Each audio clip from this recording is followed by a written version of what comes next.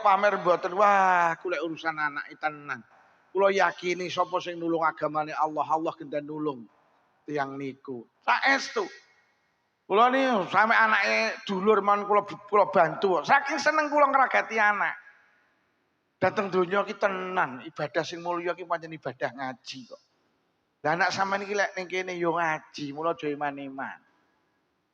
Enek sing batin kakean renong ning kene gratis ya ora piye-piye kok. Kuwi sing cowetlan muni ngono kuwi.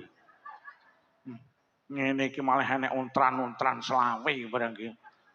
Enek aku ya roh wong ya rada karo ipit-ipit barang kok.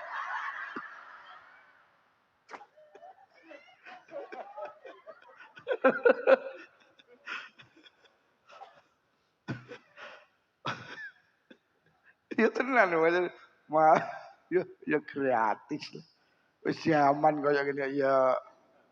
Lha saiki ning WC lho tak mau ning kencing ning terminal lho tenan. Wis saiki wis 5.000 lho yu. Lho 5.000 saiki ning toilet yo 5.000 wis enek. Ngirane aku nggo dhuwit 10 ora enek susuke kon nguyuh neh kok. Tak kei 10.000 niki lho. Mboten enten 5.000-an lho Pak. Lah terus pripun iki? Nguyuh malih mawon.